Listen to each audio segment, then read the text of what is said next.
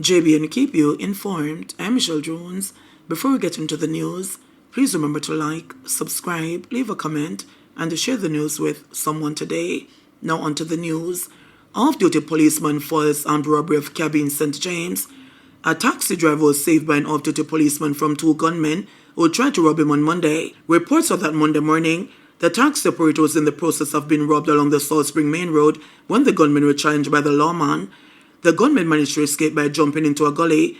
They ran to the city centre area where one of the men was apprehended by police. Police chief for the parish, Superintendent Aaron Samuels, said he was awaiting information on what transpired but could confirm the arrest. The other party to the robbery remains at large. It's uncertain if anybody was injured during the incident.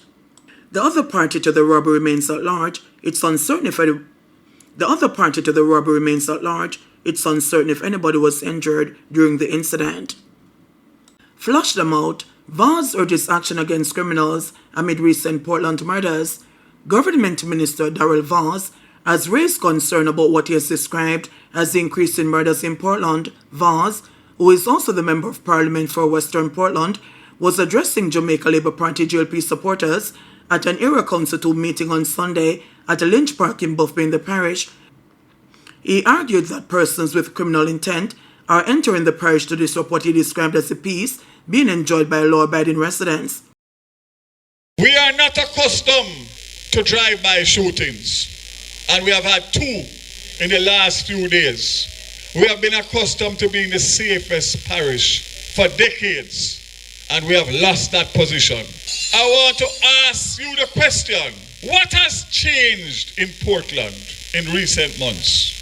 And the truth of the matter, we have seen an influx of importees and deportees. And I'm calling on the police high command tonight and the Minister of National Security. Flush them out and flush them out quick, no matter who they are.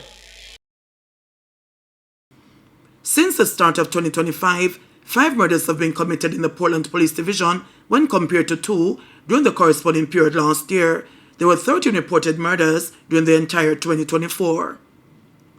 Man's body found at Oria's Transportation Center. The body of a man was found on the grounds of the Oria's Transportation Center in Centon on Sunday. The Oria's police have so far identified him only as Brian. The police at about 5 a.m. they received information about a man's body at the nearby transport center. Checks were made, and Brian was found lying in a pool of blood. The body was removed to the Sentence Hospital, where death was confirmed. The Oria's Criminal Investigation Branch is conducting a probe into the matter. Jamaica records 28 murders in 8 days after February let up. Jamaica recorded 28 murders to start the month of March, according to the latest serious crime statistics published on Sunday by the Jamaica Constabulary Force, JCF. This after record-breaking February, where only 47 murders were reported, the lowest monthly total since 2000, according to several cabinet ministers, including Minister of Education, Skills, Youth and Information, Dr. Dana Morris-Dixon, and Dr. Horace Chang, the Minister of National Security. From January 1 to February 28, a total of 117 murders were recorded across the 19 police divisions. As at March 8, the murder toll stood at 145, which was 51 fewer murders year on year. This represents a 26% reduction in murders. St. Andrew South 23, St. Catherine South 16, St. James 11, St. Catherine North 11, St. Andrew Central 10, and Westmoreland 10 are the divisions in double digits. According to the statistics, major crimes, including shootings, rape and robbery, are down 19%. However, break-ins have increased by 16%.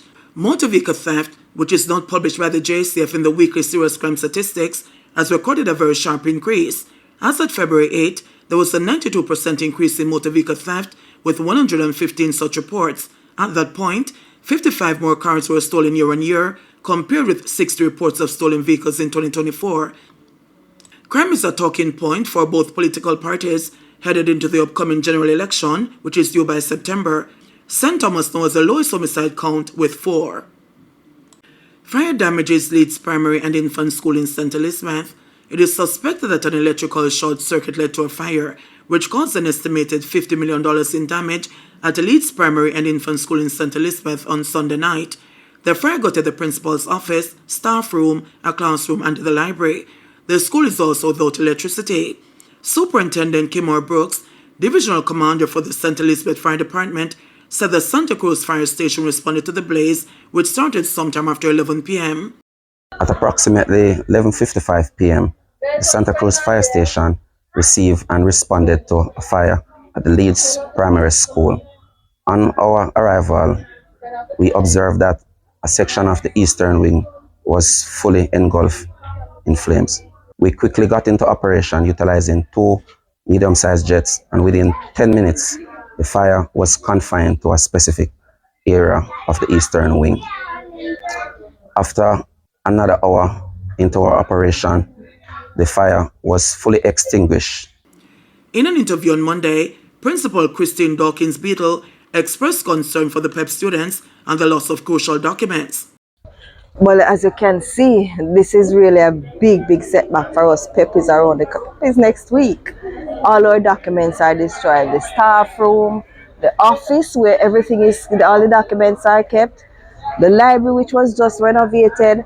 School is basically shut down because the electricity is gone. And as you can see, the classrooms are very dark. So right now, with PEP around the corner, we have to look forward and focusing on grade 6 children.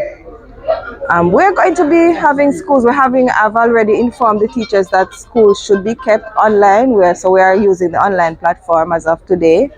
We've been experiencing low voltage for a while now. The electrician lives here basically. Even the other day over there had no electricity. The morning of PEP, he had to be here. So, you know, it's just unfortunate right now. It's really just unfortunate. You hear of these things happening elsewhere, but when it hits home, it hits home hard, very hard. Member of Parliament for St. Elizabeth Northwestern, Delroy Slowly, in whose constituency the school is located, said the Ministry of Education has promised to utilize emergency procurement to speed up the start of repair work at Leeds Primary and Infant School. I'm in touch with our Minister Dana Morris also, and she has committed that in terms of in lieu of the situation as in fire, they are able to go to procurement, emergency procurement, enabling assistance to the school as soon as possible.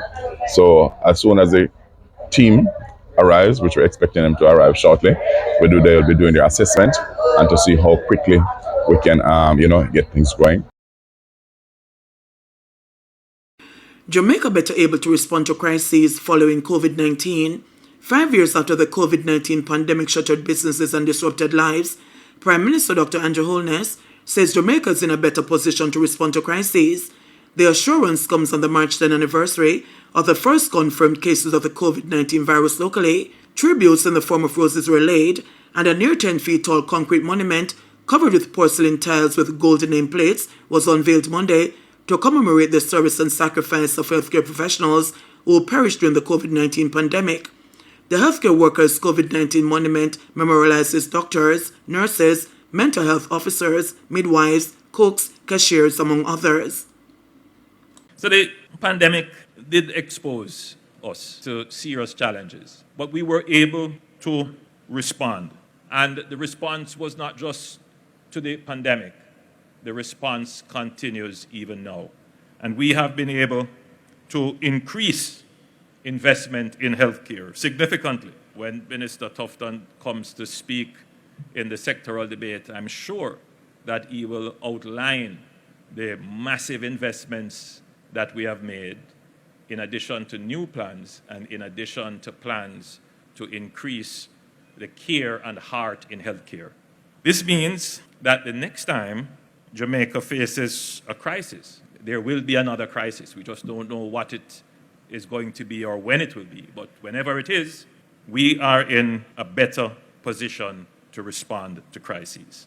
It is out of a commitment to strengthening the healthcare system and to strengthen the healthcare workforce that we launched the Dr. Barry Wint Memorial Scholarship in 2024. Investing $2.5 billion to support 607 students pursuing studies in medical technology, nursing, biomedical engineering, and other critical health-related fields. This initiative honors the legacy of Dr. Wint and the critical role that our healthcare workers play in national development. But more importantly, it ensures that we are building a robust pipeline of professionals dedicated to service in the health sector.